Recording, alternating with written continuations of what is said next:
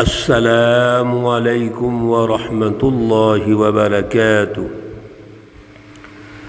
اعوذ باللہ من الشیطان الرجیم، بسم اللہ الرحمن الرحیم۔ فلا اقسم بمواقع النجوم وإنه لقسم لو تعلمون عظيم إنه لقرآن كريم صدق اللہ العلی العظیم۔ اللہم صلی علی سیدنا و مولانا محمد النبی الامی وعلی آلہ واصحابہ وبارک وسلم وصلی علی۔ معزز سامعین و سامعات، پارہ نمبر 27 سورۃ الواقعہ، سورہ مقدسہ کا تیسرا رکوع آج ہم شروع کر رہے ہیں۔ آیات مقدسہ 75 تا 80 ہیں۔ اللہ رب العزت ان آیات کا فہم اور شعور عطا فرمائیں اور عمل کی توفیق اور صلاحیت عطا فرمائیں۔ سورہ مقدسہ کے آغاز میں اللہ رب العزت نے ایک بہت بڑی حقیقت اور سچائی کا اعلان فرمایا، اذا وقعت الواقعۃ لیس لوقعتها کاذبہ۔ دنیا کے اندر اللہ رب العزت کے سچے رسولوں نے اور پھر رسول اللہ صلی اللہ علیہ وسلم نے جو جدوجہد کی ہے، جو جماعت سازی کی ہے، رات دن ایک کر کے سچی جماعت کی تیاری کی ہے، اس کے نتیجے میں ایک بہت بڑی تبدیلی آئے گی، قومی اور بین الاقوامی تبدیلیاں آئیں گی، پوری دنیا پر انقلابات آئیں گے، سچ غالب ہوگا، اللہ رب العزت کی فلسفہ توحید غالب ہوگا، انسانیت دوستی کا نظام غالب ہوگا، عدل اور مساوات کا نظام غالب ہوگا، انسانی حقوق کا نظام غالب ہوگا، اور اس کے مقابلے میں ظالم شکست کھا جائیں گے۔ ظالم جو ظلم کر کے انسانیت کو غلام بناتے ہیں وہ تباہ و برباد ہو جائیں گے۔ اس لیے اللہ رب العزت نے فرمایا، خافضۃ الرافیہ، بڑے بڑے اپنے آپ کو تکبر اور غرور میں سمجھنے والے بڑے بڑے مافیاز پست ہو جائیں گے، شکست کھا جائیں گے، اور جو بظاہر کمزور جماعتیں لگتی ہیں وہ غالب آ جائیں گی۔ اور پھر ایک دور وہ آئے گا جب قیامت آئے گی، اور قیامت بھی حقیقت ہے، وہ بھی آ کے رہے گی۔ جتنا مرضی یہ انکار کر لیں، رسول اللہ صلی اللہ علیہ وسلم کا مذاق اڑا لیں، یا یہ کہیں کہ اذا متنا وکننا ترابا وعظاما، یہ کیسے ممکن ہو سکتا ہے کہ ہم مٹی میں چلے جائیں، مٹی میں مل جائیں، ہڈیاں ہماری وہ بوسیدہ ہو جائیں تو دوبارہ اٹھائے جائیں گے؟ نہیں، اذا وقعت الواقعہ، یہ واقعہ بھی ہو کے رہے گا، یہ یوم الدین ہر صورت میں قائم ہوگا۔ 3 جماعتوں کا تعارف ہوا، السابقون السابقون، اصحاب الیمین، اصحاب الشمال، اور ساری جماعتوں کا ذکر اللہ رب العزت نے ارشاد فرما کر دلائل دیے، عقلی اور نقلی دلائل دیے۔ 4 بنیادی سوال اٹھائے، انسانی تخلیق کا سوال، پھر انسان کے لیے غذاؤں کی ضرورت ہے، اس کی جسم کی نشو و نما کے لیے جس زراعت کی وسائل رزق کی ضرورت ہے وہ سوال اٹھا دیا، اس کے لیے پانی کی ضرورت ہے پینے کے لیے، اور پھر پانی کی اور بہت زیادہ اللہ کی نعمتوں کے طور پر جو بہت بڑے نتائج ہیں ان کا ذکر ارشاد فرمایا۔ پھر سب سے بڑی ضرورت توانائی کی ہے، آگ کی ہے۔ 4 چیزوں کا اللہ رب العزت نے تذکرہ ارشاد فرما کے یہ انسان کو جھنجھوڑا کہ اے انسان غور کر، ان دلائل پر غور کرو، اور فسبح باسم ربک العظیم، اللہ کی تسبیح بیان کرو۔ یہاں عرض کیا تھا اللہ کی تسبیح زبانی بھی ہے، لسانی بھی ہے، سبحان اللہ کہنا، الحمدللہ کہنا، اللہ اکبر کہنا، اور پھر کچھ جملے تو اتنے پیارے ہیں، بخاری شریف کی حدیث مبارکہ ہے، کلمتان حبیبتان خفیفتان علی اللسان ثقیلتان فی المیزان، سبحان اللہ وبحمدہ سبحان اللہ العظیم۔ 2 الفاظ زبان پر ہلکے، میزان میں بھاری، اور اللہ کی طرف بڑے محبوب ہیں۔ وہ کون سے ہیں؟ سبحان اللہ وبحمدہ سبحان اللہ العظیم۔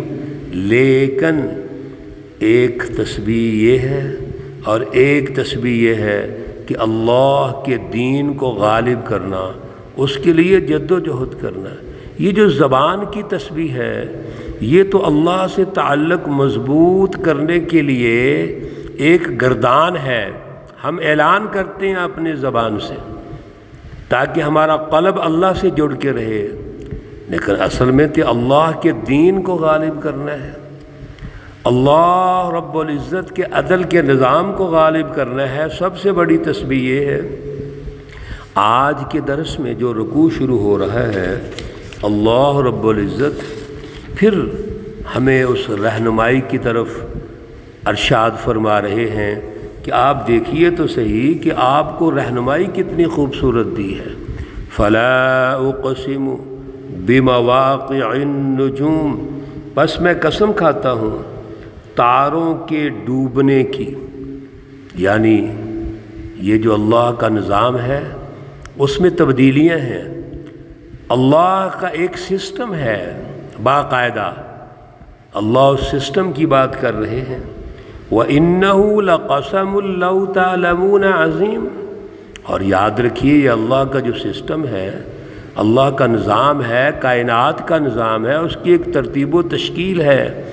اگر اس قسم کو تم سمجھو، لَقَسَمٌ لَوْ تَعْلَمُونَ، البتہ یہ جو قسم ہے اگر تم جان لو، عظیم، بہت بڑی قسم ہے۔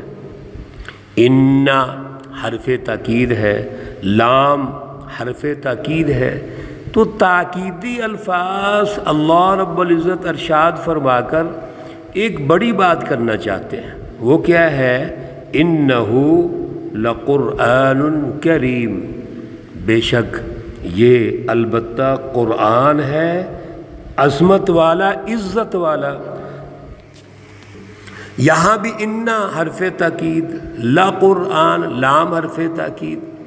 میرے عزیزو، یہ اہمیت کے طور پر اللہ رب العزت ارشاد فرما رہے ہیں کہ سچی رہنمائی کون سی ہے؟ لقرآن کریم، یہ عظمت والا قرآن، یہ صراط مستقیم ہے، یہ سچی رہنمائی ہے۔ اور یاد رکھو فی کتاب مکنون، یہ لکھا ہوا ہے ایک پوشیدہ کتاب میں، لوح محفوظ پر۔ یہ کلام مقدس اللہ کی کلام ہے، اللہ نے نازل فرمائی ہے، لوح محفوظ پر نازل فرمائی، اور پھر انسانیت کو سمجھانے کے لیے اللہ نے زمین پر اس کو نازل فرمایا۔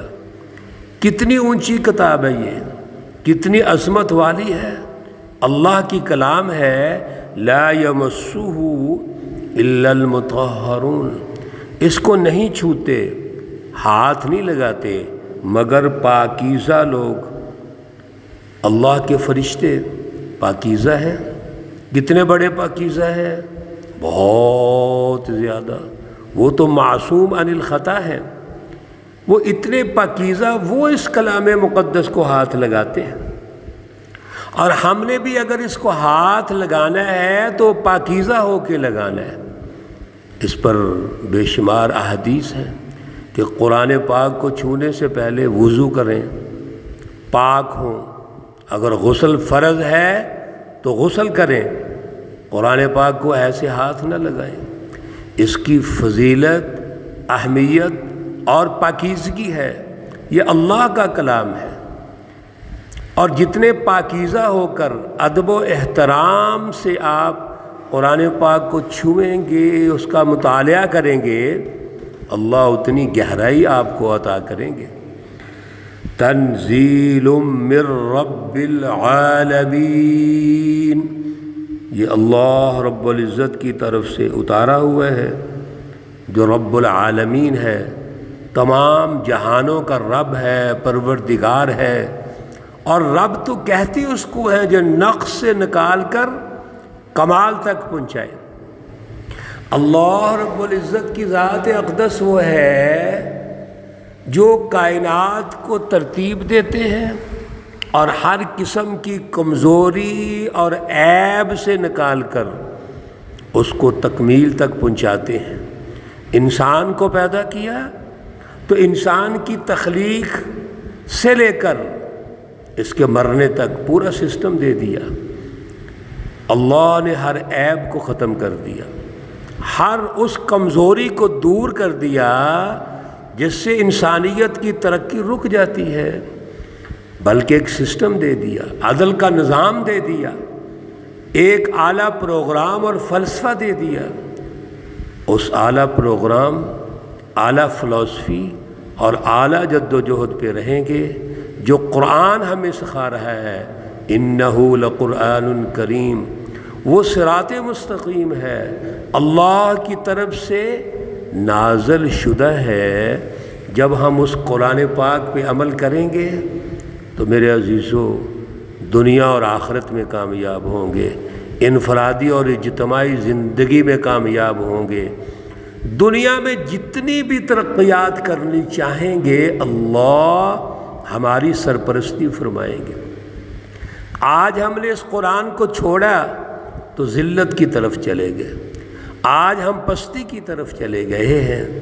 اللہ کا تو قرآن پاک میں مختلف دروس میں آپ سن چکے ہیں، وعدہ ہے اعلیٰ پروگرام، اعلیٰ مشن، اعلیٰ جد و جہد جو اللہ کی طرف سے ہے، اختیار کرو، اللہ دنیا اور آخرت میں کامیاب کریں گے۔